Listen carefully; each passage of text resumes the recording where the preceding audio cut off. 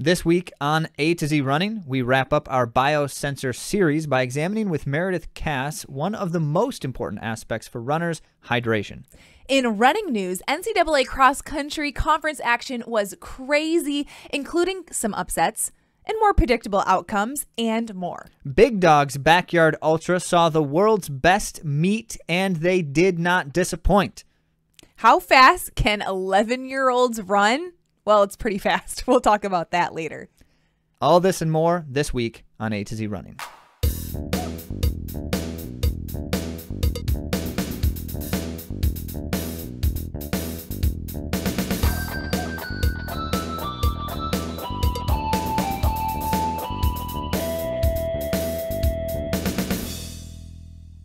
Welcome back to the A to Z Running podcast, where we help runners thrive with information, inspiration, and training services. I'm Andy. And I am Zach. And just a reminder that you can learn more about our services and supports for runners at AtoZrunning.com and follow us on the places where you like to follow people. We're on Instagram, YouTube, Spotify, and stuff like that.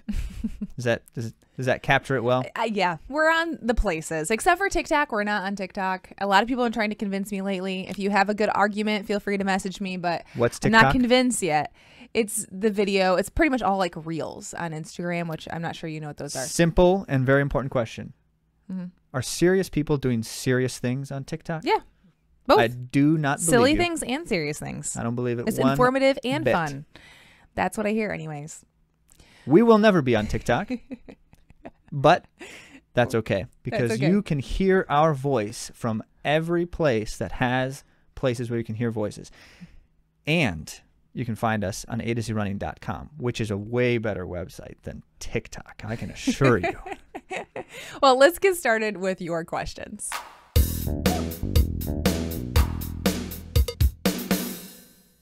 Update for you. If you have been trying to ask us questions in the last week or so, you've encountered the fact that our website has had some problems. And that's okay because that happens once in a while with technologies. But you can always still ask us questions, even if the website's not working, by emailing questions at AtoZrunning.com. Ooh, that's new. Yeah, right. That's why I said update. Nice. So we're going to just use that. You can also certainly use the website form, but let's be honest. Website forms are an added layer of steps that you don't have to do if you don't want to. You can just send an email direct, questions at AtoZrunning.com. I like it. Email or us. You can send us messages on Instagram. Like I got one from Ben this week. Great question. He writes this: I am running a pancake flat marathon in 6 weeks, attempting to qualify for Boston. I live in an area that is quite hilly. My standard easy run routes range from 50 to 90 feet of climbing per mile. Significant. Compared to us, I guess. I typically do specific hill-related speed work once every couple weeks as well, and my normal long run routes typically have 40 to 60 feet of climbing per mile. I do 400-meter and 800-meter runs on a nearby track from time to time. My marathon is in a little over 6 weeks, so the focus of training is shifting to longer marathon pace type intervals. There are a couple places I can drive to where I have 2 to 3 blocks that are relatively flat. And even long runs where I'd have only like 20 to 30 feet of climbing per mile. Since the marathon is so flat, would it behoove me to focus on flatter routes these last 6 weeks, or maybe do my easy runs with all the climbing and do the quality work on flatter routes? That's his question. Behoove. Behoove. Thank you for using such great words. I know. I was actually thinking when I said that word, I'm like, Zach would use that word. And he concludes with, thanks again for your help. All the help you've been on this journey. Would love to hear your thoughts on this if you have time, but understand if you don't. Well, we certainly have time. And thank you for letting us share it on the podcast, Ben. So, Ben, it's an important question. It is necessary for things like marathons to try to be as prepared as possible for the course and course conditions. That includes both the nature of the course itself and things like weather and such. It's a long enough event that if something simple as poor acclimation to a race day condition can totally throw us off, especially if you're trying to really maximize performance to the best possible opportunity. So you're running a flat course, which often means fast, but if you're coming from regular hilly running, it doesn't always mean fast for you if you're not ready for it. And that's why it's an apt question. Two things. First, well, more than two things, but two things immediately come to my mind. First is I wouldn't worry too much about it because the hilliness of your hilly running is not so dramatic or so extreme in comparison to a flat course that it's going to be like you're unprepared for running on flatter ground. It doesn't sound that way based on your descriptions. So it's not a major concern. It should not be for you. Secondly, it would be valuable to have some long, substantial running on like as flat as possible of ground if in fact you're running on a totally flat marathon course, because it is different. It's not the same thing. Well, one of the things that hills do for you that flat running does not is it activates different muscle groups that remind your body to be working all together. Where flatter routes, a lot of times when you fatigue, some of your muscle groups will shut down if you don't reactivate them. So the benefit of getting on a flatter course is to be able to work through that, and also like you're working the same muscle groups over and over in the same way, and so getting used to that so you don't fatigue to the point of having like some sort of muscular issue when you're running. Yeah, it's an interesting statistic, but on the whole, on average, runners report higher levels of soreness after running on flat marathon courses than hilly. Well, it makes sense. You're using Yes, the it does. muscles in the same way over and over and over and over, and you don't get reprieve of different incline. So you have two options here, and you should do both of them. The one is it's not bad to pursue some flat routes. I would do your longest easy running on flat routes. The fast running it's not going to matter. It's not going to make a difference for you if you're doing shorter efforts, whether they're on flat or not. But it does matter in some ways, because in the final 6 weeks, you would be doing a strength phase, which we would recommend doing hills for strength purposes. Yes, but that's not the point I'm making. But for this specific to question, acclimate to flat for the course, it doesn't matter how fast you're running or not. It matters how long you're running, because that's the thing that's going to do what is going to happen to you in the marathon, which is that's what Andy was describing. You need to be ready to run on unchanging ground conditions for long periods of time. So long, easy running. If you have a long run route that you can get to that's as flat as possible, it'd be a good idea to run your long runs for the next few weeks on flat ground. And if you have another tempo, which you should with 6 weeks to go, I would recommend doing that flat course. I don't know if that's the word you'd use. Flat route with the shoes that you will be choosing to wear for your race.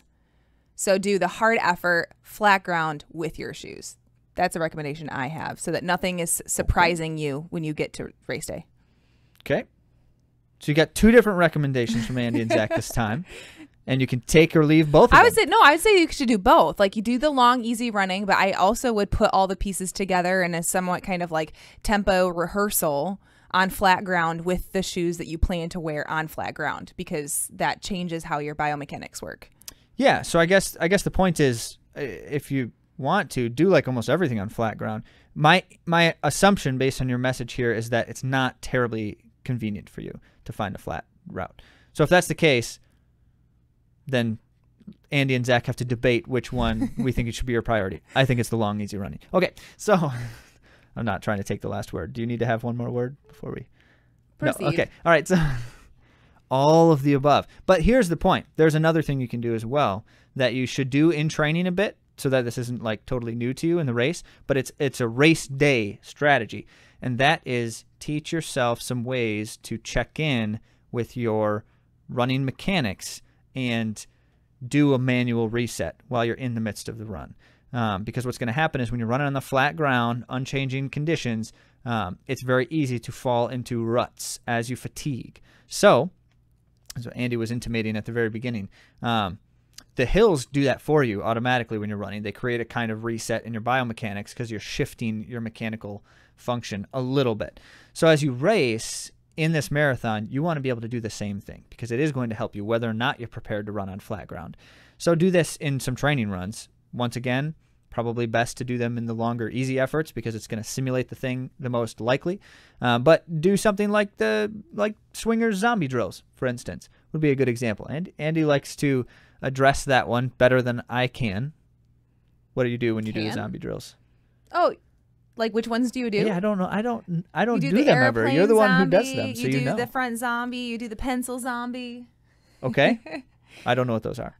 Well, I will send them to you, Ben. Oh my, look at that. Concierge service. I'll send them via Instagram where you sent me this message. So that's one example. Zombie drills are good. Another one is Coach Hodge has these kind of few suggestions that he gives. One is like straightening up, and it involves imagining that you're like connected by a wire from the top of your head and hanging by a wire. And so you kind of straighten up a little bit. It's always good to have those types of posture checks.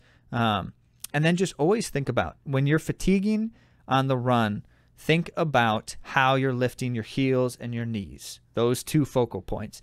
And as you're being deliberate with that, you can't do that the entire race the whole time because that would just wear you out mentally. But that's a good check-in occasionally. Just think about, okay, how am I moving my knees right now? And as you think about it, you'll be able to kind of tighten it up a bit or make a slight adjustment. Great. Do that in your training first. Mm-hmm. Don't wait till race day to try those things for the first time. Okay, so there you go, Ben. You've got a few different things to consider here, but the immediate answer is correct in your suspicions. It would be good to try to acclimate or adapt. And if you can't, or if you can't as much as, quote, would be ideal, don't stress about it because you'll be fine. You'll be great. In fact, good luck to you. And I would love to hear how it goes for you, Ben. Keep us posted. Right on. Thanks for the question, Ben. And with that, let's get on to something helpful.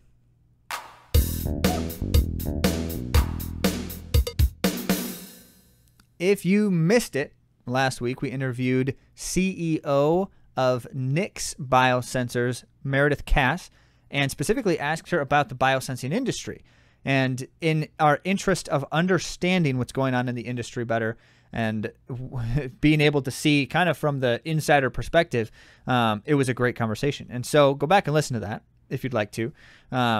It would be helpful because as we're trying to investigate the topic here, we're going to end our investigation this week with a more direct look at a single sensor and functionally why this thing helps runners.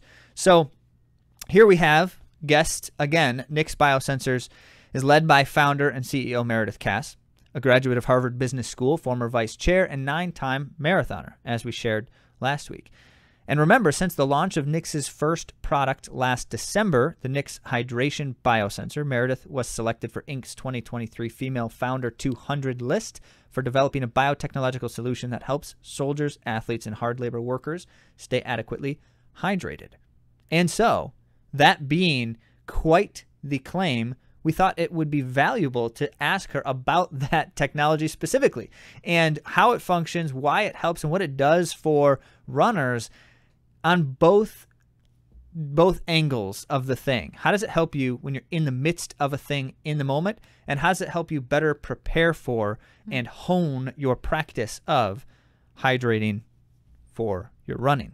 So, as noted, we're going to continue the conversation here. We're going to jump right into kind of like the middle of it so that we can get the close examination of the NICS product and especially why the actionable functions of our sport are so valuable to address and how technologies like this can best help us do it. So let's get back into our conversation with Meridith.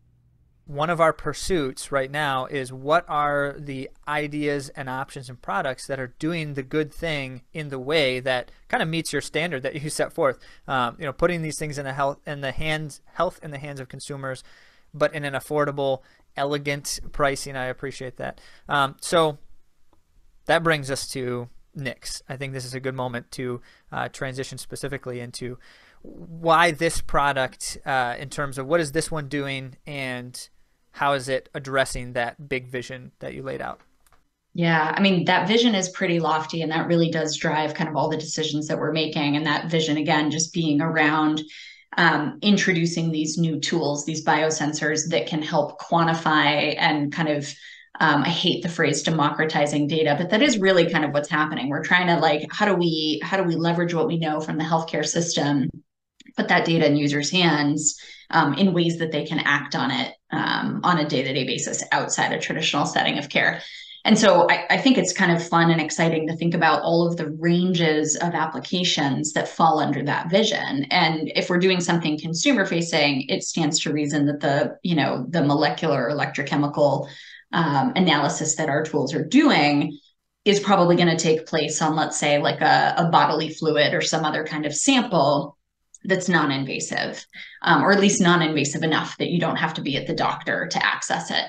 And so if we think about that for just a moment, about, all of the sort of incredible amounts of data that are available through things like sweat, tears, saliva, even breast milk. I mean, it's like, think of the number of molecules that are presented in those samples, and that gets us really excited. I think we settled on hydration not only as a first case of hopefully many going forward, because at the end of the day, we were talking about scalability. I mean, hydration is fundamental to human performance on every level and for every individual. And it does give us these use cases and user types like endurance athletes in our early days, where it's kind of a no-brainer, where, hydration management for a runner is a no-brainer. We're all already thinking about it.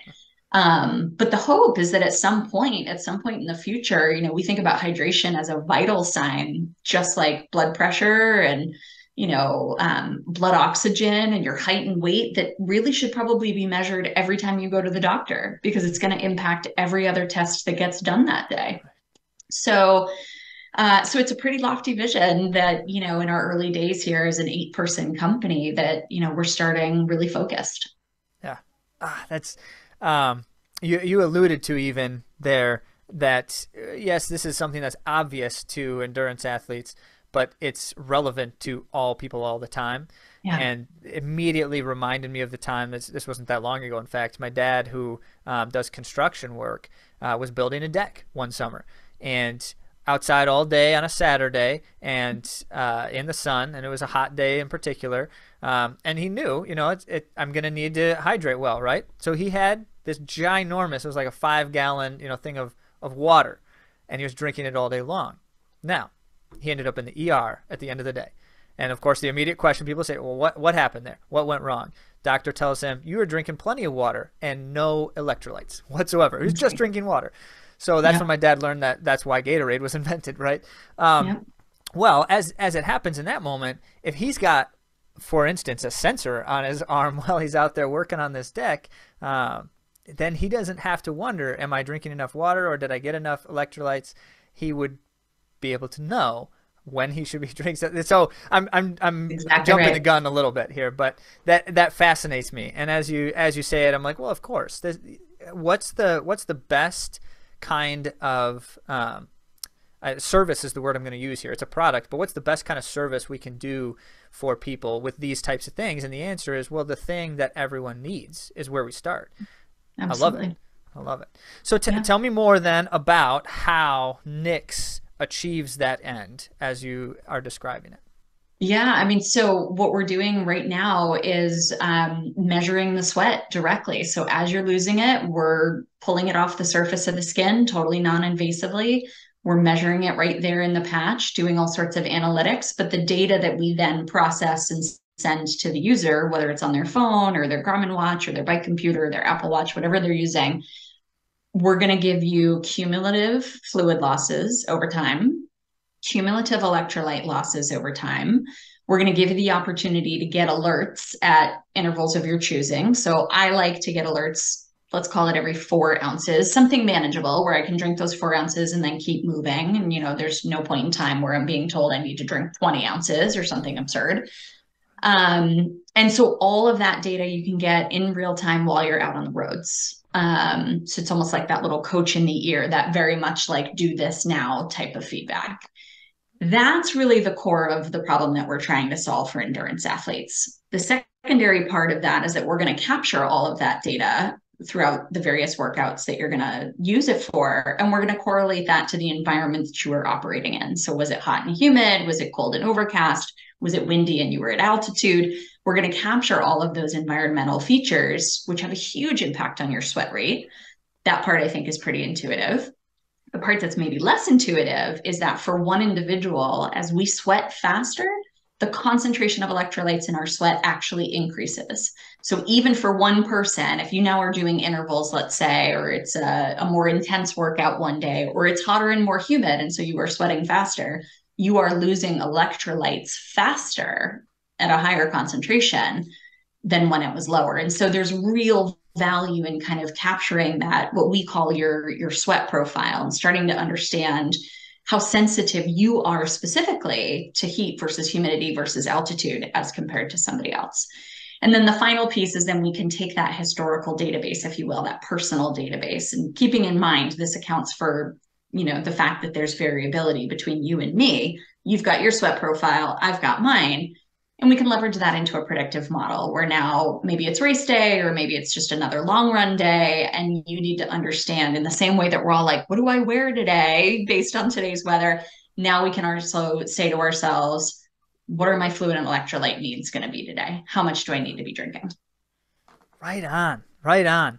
That the case study of one of our runners who goes to the lab, you know, to get the sweat tests, evaluations, and recommendations, and that's a single instance, right? And it's in a lab setting, which That's adds, right. you know, layers of, well, obfuscation, I guess, to the data. Yeah. But so he comes back from that and says, okay, I've got all these recommendations now. I'm going to apply the same recommendations to every instance where I'm doing the thing. And that, you know, when we start to think about it, that doesn't make any sense.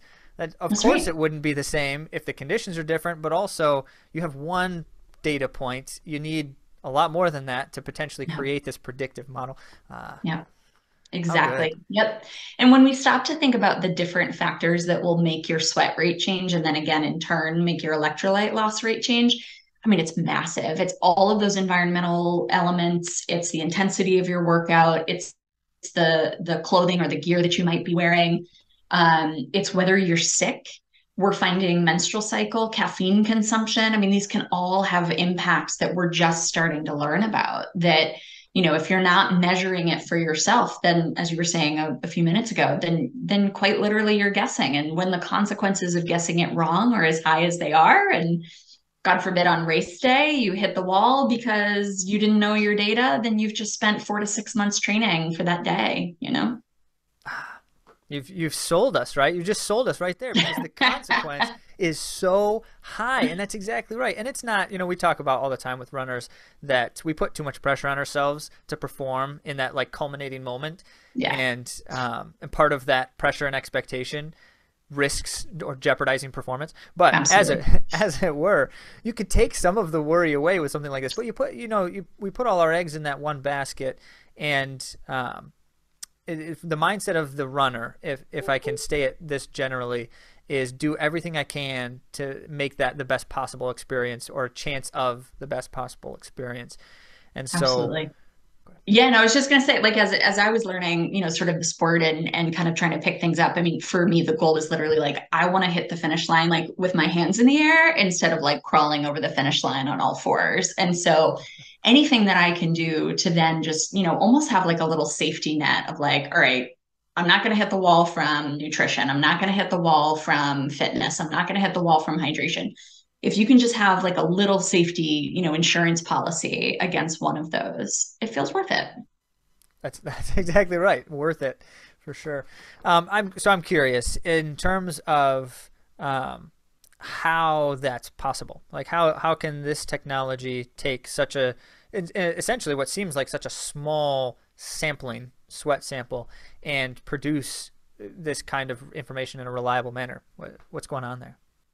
So we're basically doing exactly what you just described. We're taking a local sample on the arm where the patch is placed. We use a machine learning algorithm there to understand the flow rate that's happening in that local location. So both the flow rate of the fluids, of the sweat, and then the electrolyte concentration of that same sweat. And then we have another set of algorithms that then extrapolates that sweat profile to the full surface area of the body. And so we're taking into account this sort of multi-regression that you're going to sweat differently on the chest or the leg or the back than you do on the arm. It factors all of that in. and then it accumulates that fluid loss and electrolyte loss over time. So it is very similar to the example you just gave of somebody going into a lab and having those things measured sort of in real time. It's just that we're doing it continuously, passively, which I think is important. You're not having to take an active measurement. It's just tallying that data for you, and doing that over the whole course of the workout. Yeah, right on. And that's an interesting, so it tells you somewhere, I was reading it while I was, learning about it to use it. Tells you somewhere like, you could put this other places, but we want you to put it right there because the algorithms are understanding that to be the case, which means, in this kind of sense, like it does make a difference. And how we collect data and then how we interact with these things. So the level of precision, I think, is in some senses it's a positive thing. And so that's one layer where you're able to take that small sample, you're able to extrapolate and then apply. Now the other side of it then is there's some other things that are user input conditionals, and I'm very curious because I can put into the system things like how often I want the quantity. So you said 4 ounces. I put into it 2 ounces, just arbitrarily. That was kind of well, I guess not arbitrarily. That's how much I like to drink at a time when I'm in a race. I like to just drink regularly as opposed to more periodically. But that being the case, it also says things like what's your pace or maybe your average pace. Which I found fascinating. I was curious why it's asking that too. And so with some of those other user input points, how is it then taking those things and what's the interaction there? Yeah, great question. Because some of those questions that we ask in the profile setup truly are inputs to the algorithms, and some of them aren't. Okay. So the only ones that are actually inputs to the algorithm are your height and weight, because we're using your surface area to calculate the local to full body. And then the pace we actually use to calculate respiratory water losses. So when you go for a run in the winter and you can see your breath, that's actually water vapor. So we use your pace to calculate the METs. It helps us understand, because we're not measuring VO2 max, for example, through the patch. It helps us understand based on your relative pace, and we already have sort of your height and weight, so we can estimate your stride length and things like that. We can get a sense for how much water you're actually exhaling on an hourly basis, which is really incredible. And it took us some trial and error to really realize that was such an important component, because depending on the individual and their workout and their personal chemistry, it can be substantive. It can be like 2 to 11 ounces per hour that's being lost just through breath. So those are the inputs. Your question was about, sort of filling out the profile. Those are the actual inputs to the model. Everything else that we ask you for, race, gender, age, all of that is actually metadata that we're now analyzing anonymously, of course, and in aggregate on the back end to start to understand how we can quantify the things that we already anecdotally know to be true about men sweating more than women, or, body mass index and how that might impact your sweat rate, things like that. So, really, I think the cool thing about biosensing in general is that it's truly personalized. So it's not like the calorimeter on your sport watch, which is just making generic calculations. This really is about measuring what's happening for you personally. And that's part of what is encouraging about the product is the comprehensive attempt to address this, not just we've got this interesting data point that we're going to try to get in consumers' hands as easily and quickly as possible, but I'm glad for that. I think that's where we, as a consumer, how do I vet the potential products I leverage and the potential things that I try to integrate into my training experience, and these are things worth considering. I am curious. Now, this is a very much total aside and unrelated, but it popped into my head, so I wanted to ask it. We hear constantly from the apparel companies why it's valuable to wear certain types of apparel with the moisture interactions, with some of that kind of stuff. If it's a hot day, do you wear something that like covers your skin, or do you have as little covered as possible, and all of those kinds of things? What's your thought, if you want to share any thoughts on those things? Yeah, this is such a good question because it makes a huge impact. And I can't disclose who, but we are working with some of those brands to actually help them do research on those different types of fabrics and the thermoregulatory properties of them. So the long and short is, when we're thinking about thermoregulation, and forgive me for breaking it down to sort of real basic steps here, when our core body temperature rises above a certain level, give or take 98.6 degrees, it triggers sweating. And the sweating that we have on our skin, it's the evaporation of that that's going to cool the body. So if we think about things that are going to impede the ability for that sweat to evaporate and cool the body, those are that's the kind of gear you're not going to want to wear when it's, you've got a propensity for heat and humidity. So the wicking is really about how do we just promote this sweat coming off the surface of the skin so that more sweat can be produced and it can, continue to keep this person cool. We're all pretty aware cotton doesn't really do that. Cotton will keep that sweaty shirt or whatever it is directly on your skin. It's going to impede that evaporation, and ultimately it's physically uncomfortable, but it's also going to keep you warmer overall.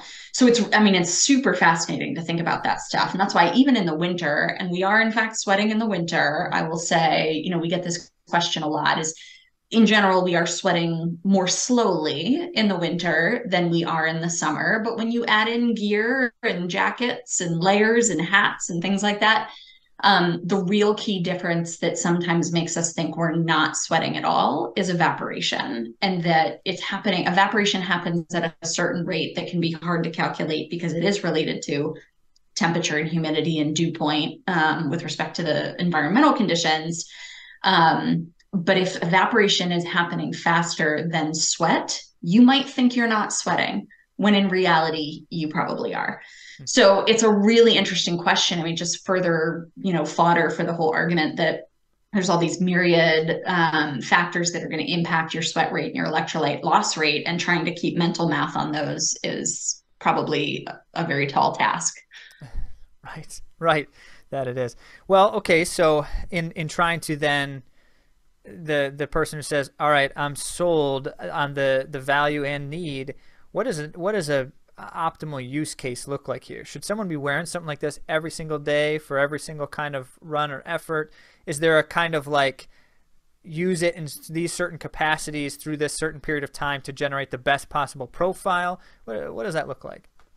I think there are a couple use cases. And at the end of the day, we really tried to build the system so that different athletes at different levels with different goals can really make it theirs. But I would say as a base case, if we think about our long run as sort of dress rehearsal for race day week after week, wearing it, for your long run on the weekends at a minimum probably makes really good sense. Now, maybe you don't need it for like your, midweek 3 to 5 mile runs. But we see a lot of runners that really want to be able to compare, for example, their long run data with their speed work data, because you're going to find a very different sweat profile in those two circumstances. Similarly, if you're training, and we're here in Boston, where anyone who's trained locally for the Boston Marathon, usually you start, January 1st or so, and you're going through sort of mid-April, you're going to find a very wild swing of weather in that time frame in Boston. Or if you're training through the summer for a fall race, you're going to find the same thing. It's just sort of the nature of the beast with spring and fall races. So we think it's incredibly valuable to be able to use that, if nothing else, every week on long run day, as the weather is changing, as your mileage is changing. Your pace may or may not be changing. For most people, they're pretty consistent long run to long run. But there are myriad other factors that are changing week over week. So if, having that sort of more dialed in sweat profile over time, that historical database, if you will, is valuable, then it really is necessary to kind of capture that in a range of different environments, ranging from the very cold and overcast all the way to the hot and humid. Yeah, that makes perfect sense. That was when I first started trying the product. That was one of the things I initially was doing just out of curiosity. Well, I wonder if it's different in the morning and at night, and I wonder if it's different when I'm running fast or slow, when I'm running in cloudy days, or it was at the time it was still summer when I first started using it, so everything was hot at the time. But yeah, absolutely. So then, just a kind of a layer to that then, because you mentioned one of the things that it's doing is it's producing a recommendation. I noticed in the data provided, and I wasn't sure how I got to this, so I'm not exactly sure where it gives us this information, but it gave my sweat profile and then compared it against the common products on the market and hydration products on the market, and said, okay, so here's all this stuff, and it clearly has like, here's the best match given that run, that sweat profile at that moment, which is what I was looking at. And so immediately I see something like that and I think this is really interesting, because what we know as runners leading up to a race is they'll tell us, here's the products that are available on the course, here's what you can expect as a runner that is available to you. And if I have my own information here in hand, does that change then? So if Martin fits somewhere on the scale and Martin's fits somewhere on my or in the race, they're providing it, I imagine that changes how I interact with the actual specific options as well. Absolutely. Absolutely. So, and I'm glad you bring this up, because a fluid deficit and an electrolyte deficit are two different things. And so if you could be drinking plenty of the fluids and replenishing all of those, but to your point a minute ago about your dad or the day that I got hyponatremic, if you're not pacing electrolyte replenishment right alongside the fluid replenishment, you're still risking a performance impairment and muscle cramps and all sorts of things that are going to make recovery more difficult. So the long and short of it is, if you understand your own sweat composition on sort of literally a milligram per ounce basis, so I can understand, like, for every ounce of my sweat, how many milligrams of electrolytes are in there, you can compare that against this massive range of beverages that we have at our disposal, where, looking at the labels in the past, we have no data upon which to decide, am I a Morton or a Scratch or a Gatorade person? And so the key is, first and foremost, you can either figure out which formulation is best for you, or if you have a brand loyalty, or if it's what they have on the course, or maybe you're sponsored, you're one of the lucky ones who's really fast, then you might have a product that you're loyal to. I happen to love Scratch. I know the founder, we've been friends for a while, so I'm very loyal to Scratch, but it is a lot higher concentration than my sweat happens to be. So what I can do is then figure out the right ratio of product to water of Scratch, which is a formulation my gut already enjoys, and a flavor I already enjoy. And then I can still get the right formulation for myself. And so the idea being there, if you put in a workout that says, hey, Zach, you lost 22 ounces per hour and your sweat composition was 43, now you know that you can go pick out Scratch, drink, what did I just say, 22 ounces per hour of that. And in theory, you'll be fully replenished on both sides. Right. That's so good. I love it. I told you before, I love the data stuff, but more specifically, the being able to have in hand the knowledge to make that best choice. It's invaluable for athletes, but for anybody. Yeah. So I got to be mindful of our time here, and so in thinking about the best way to draw this to a close, as you perceive the industry and Nix's place in the industry, Meridith, why? This is a summarizing, because we've answered this, we discussed it a bit here, but why do we want to be pursuing these kinds of things as consumers, and what's going to make the difference for us? Yeah, I think as consumer consciousness has continued to trend toward holistic health and wellness, and not just this sort of episodic sick care that we might get in the healthcare industry, we've all become so much more aware of the things that we need to do on a day-to-day basis in between doctor visits. They're going to keep us healthy and thriving. This concept of human performance as a general category. And so we need to be able to have those tools at our disposal to, first of all, inform those strategies, and then monitor how we're doing along the way. And so again, we hope that hydration is just kind of the tip of the iceberg. I could tell you 10 other applications of biosensors that I think would be hugely helpful, at least for me personally in my life. And I really do think that as innovation continues, and if companies are able to successfully commercialize in an accessible, affordable, and scalable way, then there will be more and more demand and support for additional applications going forward. Right on. Well, I hope so. At least if they're half as good as Nick's, then we're moving in the right direction. That's the thought, at least. Well, Meridith, thank you so much for your time here. You've given generously, both of your time and your knowledge and insights, and certainly hope that our audience will continue to follow your product specifically on account of the good things that it clearly is doing for people. It's just a wonderful thing. So that being the case, what would be the best avenue for people to pay attention to Nick's and what's going on there? Yeah, I mean, first and foremost, come check out our product on the website, nixbiosensors.com. It's got all the information you could want to know, not only about the product, but about hydration trends in general, all that kind of stuff. Lots of case studies, a lot of professional athletes that we've worked with and some of their personal data, so you can see how your data compares. So come check us out there. Right on. Well, thanks again, and I hope that there's continues to be better and brighter with the company there and the work that you're doing. Thanks so much.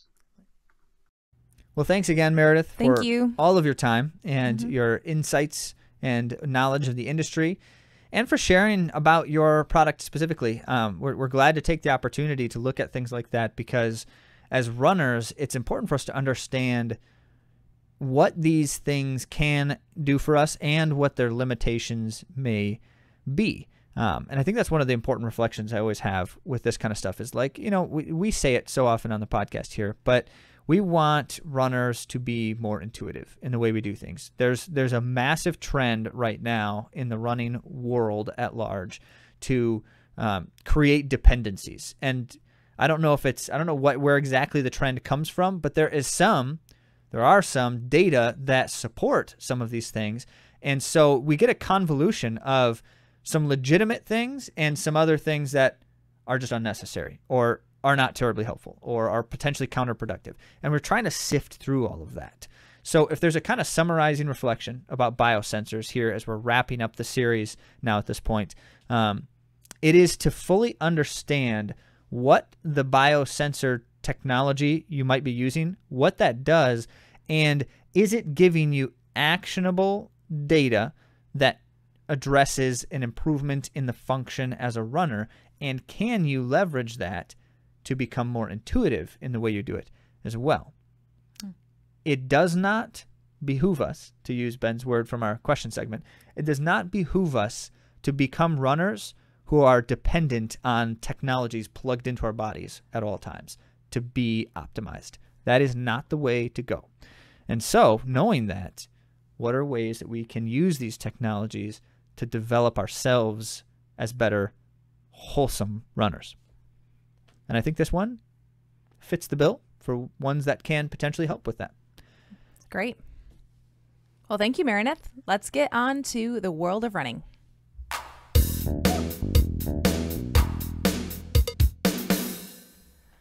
Well, off air, Zach and I just arm wrestled for who would be able to share our world of running A to Z runner updates. Well, the fact that you're speaking and means clearly we didn't arm wrestle for it. Come now.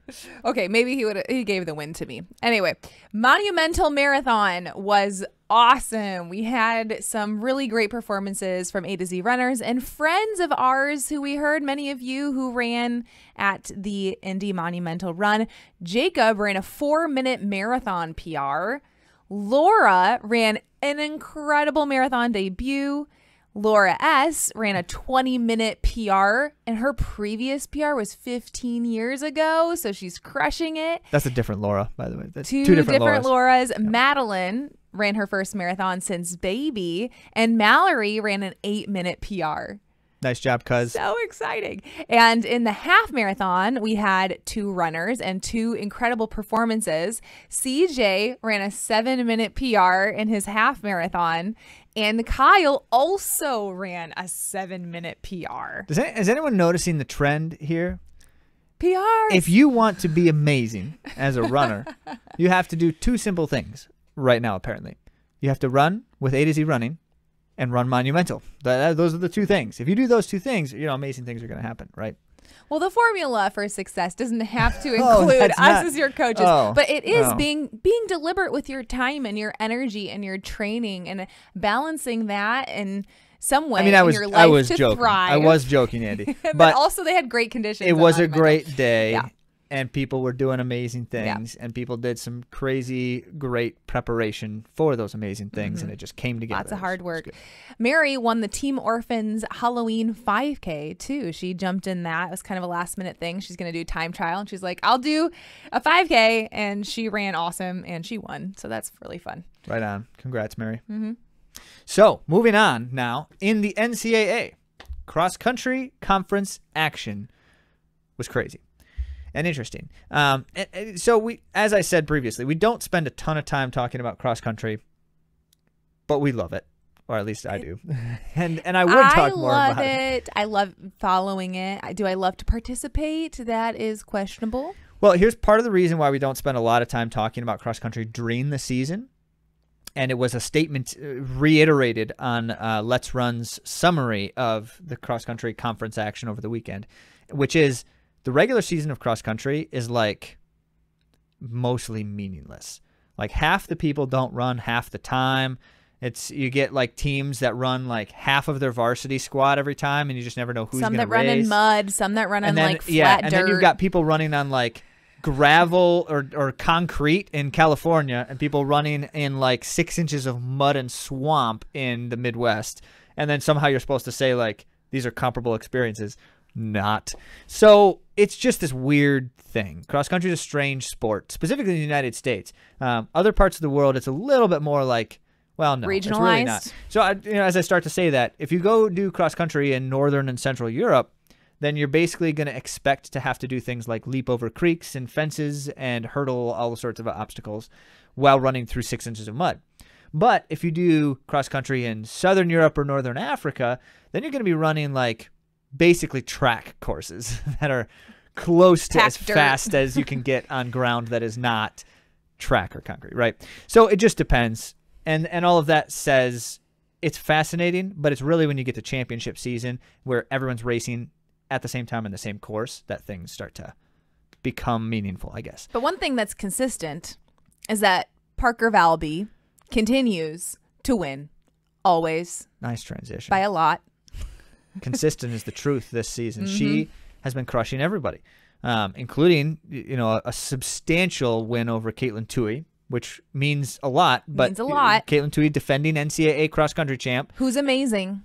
Yes, and so if Parker Valby and Toohey are considered like the epic rivals of NCAA cross country, then it just got more interesting and just keeps getting more interesting. Valby just looks unstoppable right now, but she's looked that way in the past, and Toohey's beaten her, and Toohey has looked that way in the past, and Valby's beaten her. So what are we going to get? We don't know, but when Nationals comes around, it's going to be awesome. So I'm suspicious, and I'm interested to know more about Parker Valby's training because her coach says that she only runs 2 or 3 days a week. In an interview after the conference, after the ACC, wait, what conference is Florida in? It's not ACC. SEC. So yes, after the SEC conference, her coach, which is reasonably new, if you recall, Chris Zielinski was coaching at Florida, then he moved to Oregon, and now new coach. And so once again, people ask, well, hey, new coach, is Parker Valby really only running 3 days a week? And he says, sometimes 2. That's his answer. Like, no, I don't believe it. I simply do not believe that to be true. Now, you could say, and this is where the caveats will come in, like, she's just doing all this cross-training, but maybe she's doing cross-training on, like, Alter G treadmills, which count as running, okay? I know people call that cross-training sometimes. Just because you're running with less gravity doesn't mean you're not running. And maybe it's underwater treadmills or something. Still running. So I want to know how much running she actually is doing, because I don't believe you that it's 2 or 3 days a week. All right. Well, anyway, I'm curious. We don't have a clue. Just curious. We don't know at all. All right. So she's running crazy fast as well as beating everyone by lots. I think the closest anyone's been to her was Toohey, and she was like 12 or 15 seconds behind her. So that's Parker Valby. Now in the ACC, things were interesting on 2 fronts. First of all, that is NC State's conference. So on the women's side, NC State has not looked as dominant as they have in the past, in large part because, as everyone has been attending to the fact that 2 of their top 5 have not been running this season, probably because of injury. But they did run finally at their conference meet, and they did not look amazing, which is not surprising. You need to kind of shake off the rust a bit when you're coming back from injury and it's your first race of the season and it's cross country. But that makes people wonder, does NC State really have a good run at the national title again this year, or is it going to be someone else's turn? So we'll find out. But that was an interesting look. We got to see them still take home the ACC title in strong fashion, 37 points, which in cross country is a substantial victory. But they didn't look it quite like they have in the past. So we'll pay more attention to that. On the men's side of the ACC, the North Carolina men, who had not won the ACC title since 1985, 38 years ago, and they finally took it again. 38 years later, that's a serious drought, and they ended it. So well done. Congrats to the team. They've got a new coach who's been around now only for a handful of years, and in his tenure has improved their ACC result every single year. So until they get the victory. So he's probably going to be around there for a little while yet. I can't imagine they'll want to lose him anytime soon. So that's been going well. They've got a stud over there, Parker Wolf, who's going to be a threat come NCAA championship. So it's going to be interesting to see how they do. Parker on the women's side, Parker on the men's side. Yes, yeah, that's true. I mean, the different teams and different conferences, but okay, all right. So that's going to be cool. It should be noted, not only did they win the conference title, but they also beat 4 top 20 NCAA teams. So they beat some strong competition, including number 4 Syracuse, when Syracuse crushed them a few weeks ago. So this just looks great. Good for trajectory UNC. for them. Certainly that. I did want to mention as well, because Wake Forest is in the conference, which means Rocky Hansen, the true freshman who's just been killing it all season, he did not run. And the suspicion is injury. I believe there was actually a comment from the coach that he's got some kind of foot problem, which is a bummer because he's been like having the season of all seasons for a true freshman, and it might just be coming to a short end. We'll see if he's back in time for regionals, nationals. Jumping down, we're trying to find. I just went out of order on Andy. Zach just went crazy with this cross. I just started going. Stuff. I did want to mention NAU. So they're in the Big Sky Conference. They're nationally ranked number 1, and there aren't any other ranked teams in their conference. So it's not surprising that the NAU women won their conference title. But what they did is somewhat unheard of, which is their top 7 runners finished in the top 7 places. So they did it's called a perfect sweep. 1 through 7 in 1st through 7th place. That's like mersing the other teams. That's more than mersing the other teams. That's like the other team just didn't even come out on the field. That's crazy. And just watched you score goals the whole time. Insane.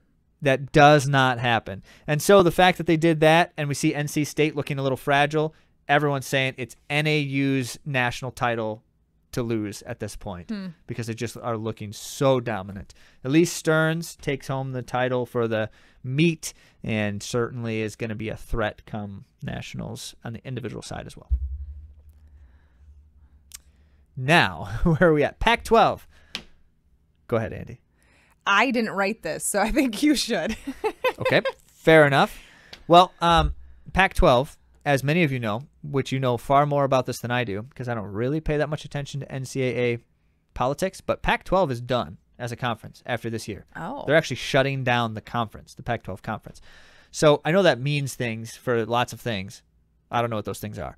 But in cross country, it means that this was the last Pac-12 championship.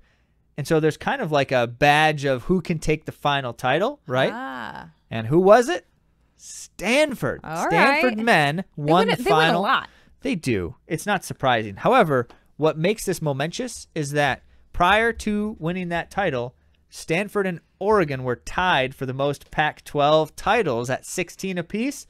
And Stanford just won the last one, which means forever and always they will have the most Pac-12 titles of any team. How about that? Bragging rights. Okay. Bragging rights. Kai Robinson, Stanford's stud. Is he Australian or New Zealand or Kiwi? I can't remember. But he, if you recall, last year won the 5,000, 10,000 double at track championships. Was just insane.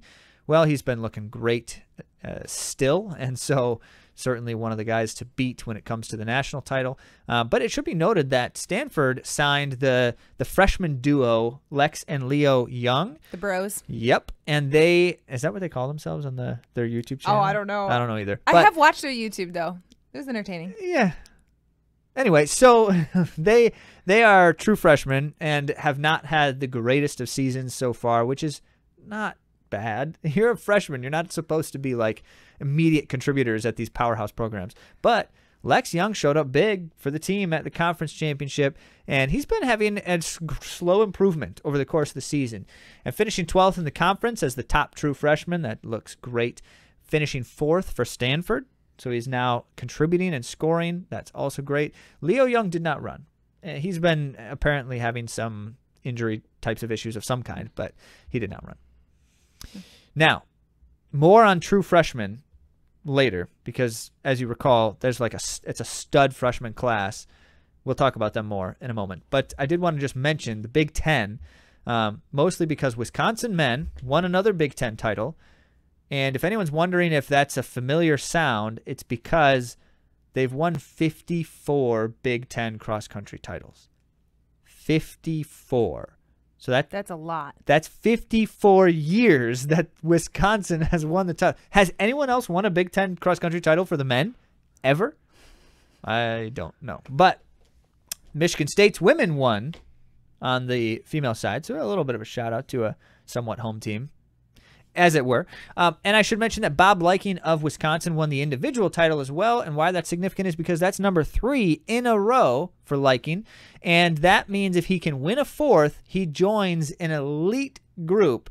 There's only 3 men previously who have ever won 4 straight Big Ten titles, and those 3 men are legendary, including the likes of Bobby Kennedy. Bobby Kennedy. When he was at Indiana. Yes, in fact. All right. So those are some crazy things. Now let's talk about some superstar freshmen. You took a breath like you were going to say something. Oh, after we do this, I have another thing to add that we didn't write into the stuff here. So stay tuned. Okay. About we NCAA, still have, about NCAA nope, cross so that's country? why I got to keep going. No. Okay. Yes. All right. So all right. Here's the deal. The true freshmen from that boys freshman class, the boys high school senior class last year, they were just doing all the things, right? They were breaking every record, just legendary stuff. Connor Burns, Simeon Birnbaum, the Lex and Leo duo, Aaron Salmon, right? Now the question is, well, where are these guys? Like, what are they doing right now? Because they're all freshmen in college and pretty much all signed on to major programs somewhere. Well, we've been talking about Rocky Hansen this season. At Wake Forest, he's been just running incredible. A great season. He might be hurt now. Hopefully he comes back. We'll see. But how about Simeon Birnbaum, for instance, who was like breaking all the records and doing all the stuff last year? Well, he actually hasn't been racing. And so there's a big question as to why. He's running at Oregon for the new Oregon coach, Jerry Schumacher. They do that a lot, though. They redshirt freshmen a lot. Right. But there was a big question of why would they redshirt these legendary freshmen who could be potentially contributors. Yeah. Now, of course, Rocky Hansen's case definitely is true. Lex Young is moving up. He's contributing now, but most of the time, true freshmen don't. So Simeon Birnbaum, he's holding the red shirt still. He has not raced yet. There was talk he might at the conference championship. He didn't. But he's got some teammates at Oregon in that freshman class, including Connor Burns, who did race, finished 29th at Pac-12s. Not terrible for his first outing in the season. And I should mention, they have run unattached at some things, just not representing Oregon yet.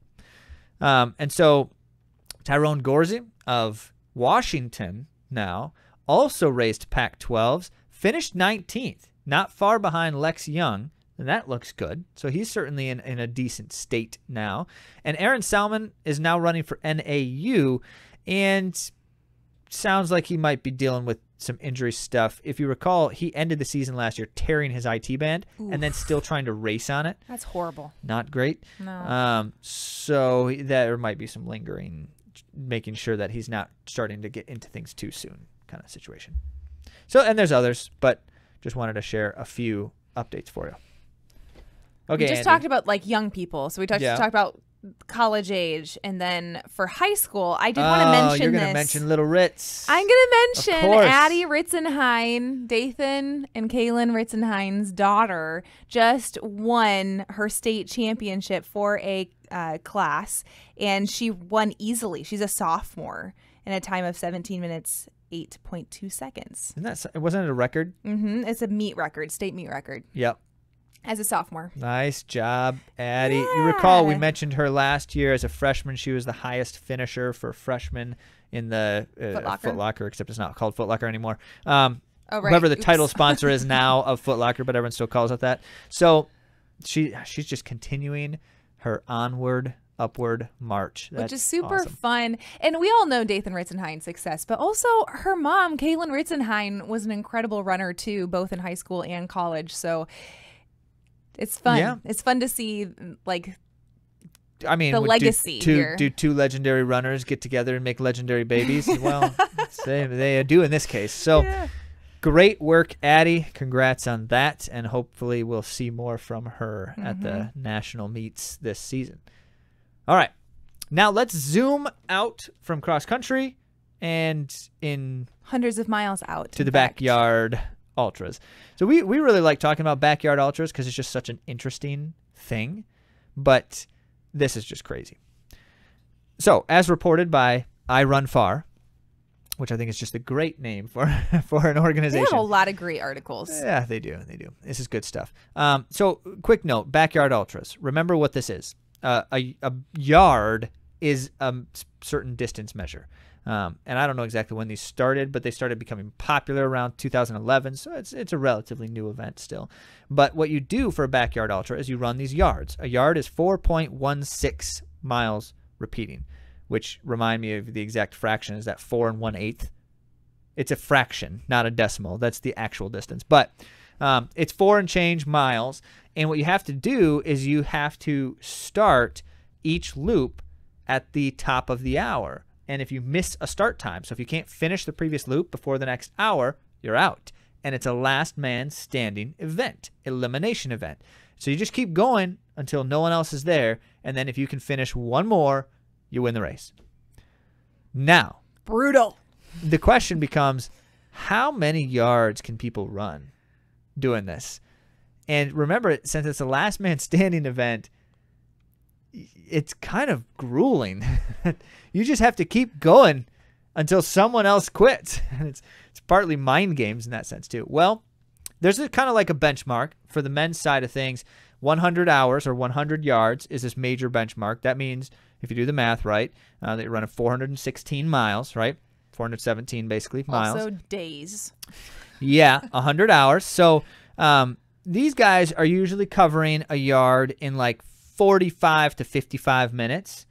And so if you think about it, if you do a yard in 55 minutes, you get a 5-minute break, and then you have to go again. So let's just remember that. We've talked in the past about some of the strategies here. People talk about like micro napping, just lay down for 2 minutes, and hopefully you can micro nap. It just sounds miserable to me, but they do it. Okay, so how well do they do it? That 100-yard benchmark for men is like legendary status. Not many have ever surpassed it.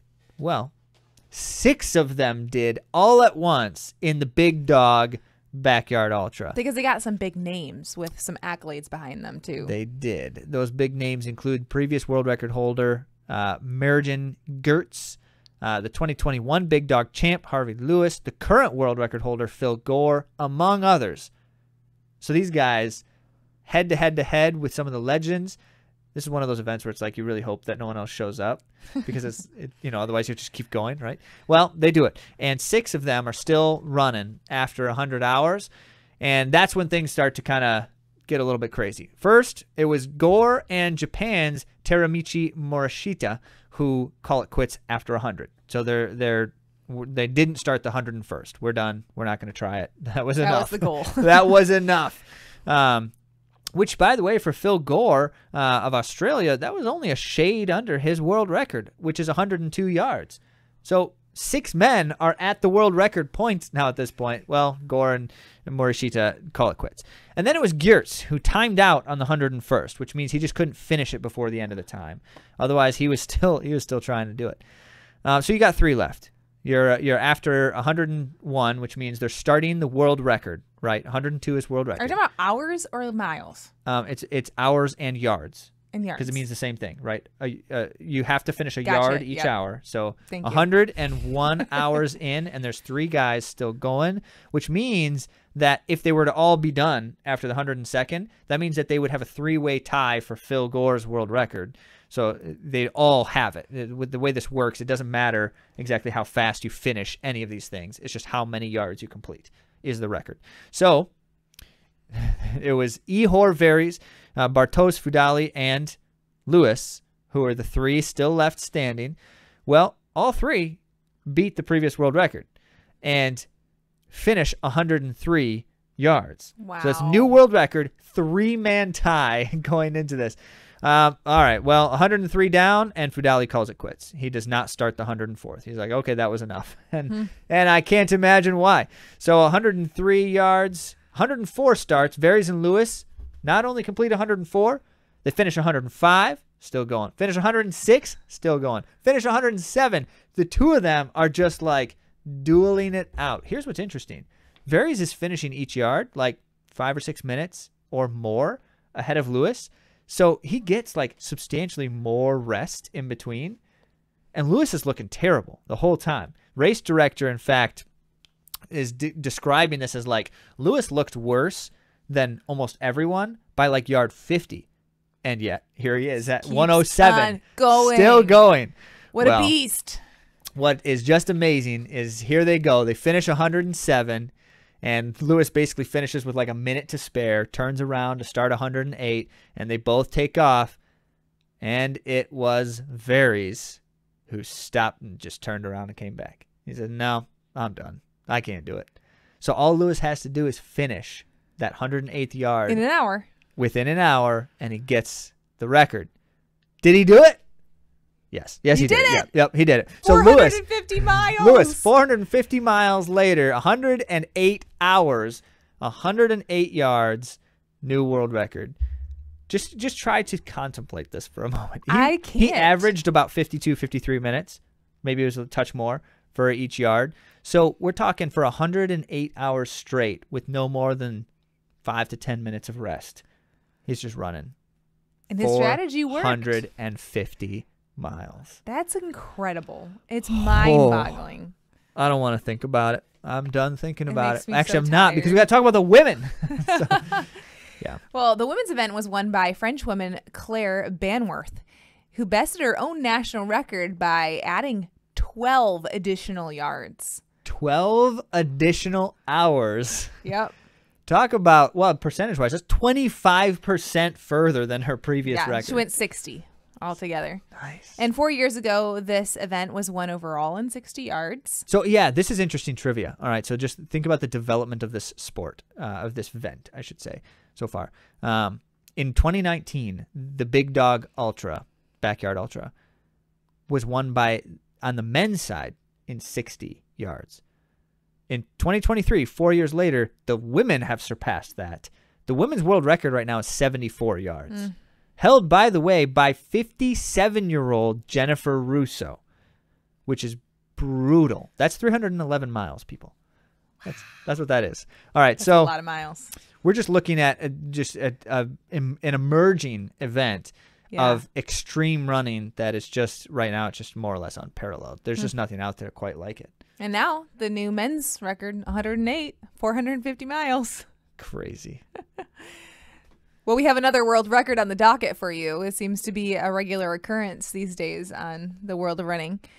There was a U12 world record 5K by a Canadian. This is a new girls record with a time of 17:28.1. How old is she? 11. She's 11. Yeah. Her name's Sawyer Nicholson, and the previous record was 8 years ago. And she only beat it by 0.2 of a second, but she didn't know it was on the table because she was handedly winning the race overall for the women at this event that she was in. Yeah. At 11 years of age. Yep. 11 years of age. Well, if she wants to continue breaking records, it won't be easy. No. This one wasn't either. So it's been quite the... Well, she ran only 18:55 as a 10-year-old. So she had to drop almost 90 seconds. Which is a lot, yeah, obviously, in a year. 5K. So she's making progress here, but it's not, she's a girl. Like, she's just a kid. She said that this was not on her radar, that she was just going out and running fast. So hopefully she can be shielded from the pressure. But I do want to mention to all of you that Grace Ping still holds the 12-year-old and 13-year-old records. And these are the times, everyone. Get this, 16:44 and then 16:25, respectively. So those are some crazy times for these young kids. It's just, it blows my mind. You don't say. I haven't run that. I haven't run in the 16, so that's a goal of mine for my life. And it just, speaks to the fact that things are just constantly moving up, and it's exciting and fun to see it happen. And while we don't condone the pursuit of youth runners doing crazy and extreme things, we do think that it's just amazing to see what some of these kids are doing these days. Mm-hmm. So lots of excitement. There's always more to talk about, but we got to call it quits somewhere because we've basically run out of time. And so with that, remember that if you've got questions, we want to hear them and answer them and interact with you. And the easiest way to do that now is to send your emails to questions@AtoZrunning.com. Thank you all for joining us, and we'll talk to you next week.